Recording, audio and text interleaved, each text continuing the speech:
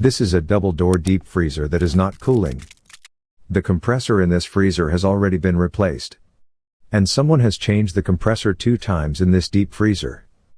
Now I will check why this compressor is getting bad again and again. This is its relay and the overload. So, first of all, I am going to test its compressor with the multimeter. And then I will pass electricity through it. I have attached the multimeter probes with any 2 terminals of the compressor. The multimeter is showing us different values. It is sometimes showing 42.5 ohms, and sometimes increases and decreases the resistance value. Now I will put the probe of the multimeter on the another terminal. Let's see what value it shows with the next terminal. Now it is showing 200 ohms, and the value is gradually decreasing.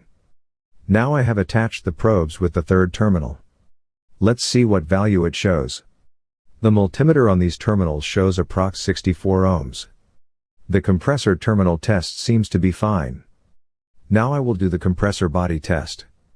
For that, I will leave one terminal of the multimeter on the compressor terminal.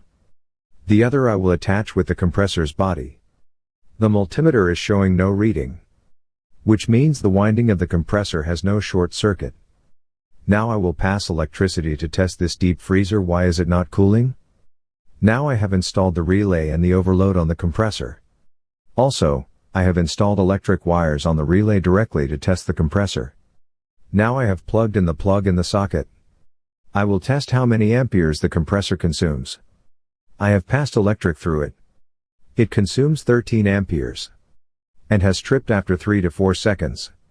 The compressor overload has tripped, as it is consuming 13 amperes. And vibrating with it.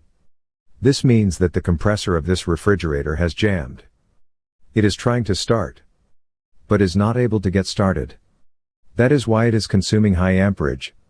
The motor is trying to start the compressor, but the piston inside the compressor has jammed. So now I will remove this R134-a compressor from this deep freezer. And I will install an R12 compressor in this deep freezer to check whether an R12 compressor work fine in this deep freezer or not. The company, on its specification sticker, has recommended adding 210 grams of R134-a refrigerant. Now I will add refrigerant to this refrigerator. For adding the refrigerant, I have removed the old bad compressor. And I have started to clean the deep freezer. You can see I am cleaning the condenser with water and making the dirt of its condenser with has been gathered in it for years. The condenser is full of dust. This deep freezer has started to work properly now. I will show and tell you what I did with it. This compartment of the deep freezer is the fridge. The other compartment is the freezer. The temperature of the freezer is minus 16 degrees. It has been almost 6 to 7 hours since it was started. You can see I have placed water in it. The water has turned into ice. I can feel the cold air coming out of this freezer. Let me show you the fridge as well. The fridge coils are also cooling fine now. And the cooling problem in this deep freezer has been fixed. Now let me show you which compressor I have installed. And how is the compressor working? You can see I have installed this compressor in this deep freezer. This is Danfoss FR10A compressor. The compressor power is 1/4. I have zoomed the compressor. You can see R12 is written on the compressor. I have seen no issue in its working, as I have been checking it for the last 7 hours. The return pipe of the compressor is working fine. The capillary tube, the pipe and the condenser, everything is the same. I didn't change anything in it. I was trying to experiment in this deep freezer whether it works fine or not.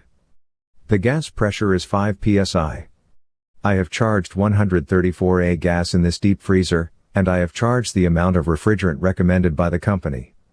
I didn't charge the R12 refrigerant. The electric performance of the compressor is also fine too. The compressor is consuming 1.3 amperes. This experiment with this deep freezer seems to be good right now. In the future, if this freezer made any problem related to its compressor, I will share it with you guys too.